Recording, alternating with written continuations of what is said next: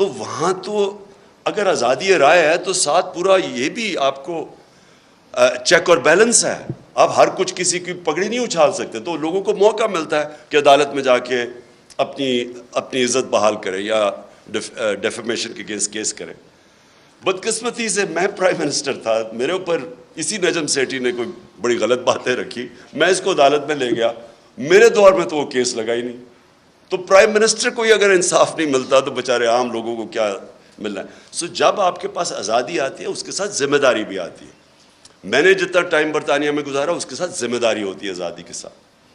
اب میں دوسری چیز پہ آتا ہوں, پاکستان میں کیا ہو رہا ہے.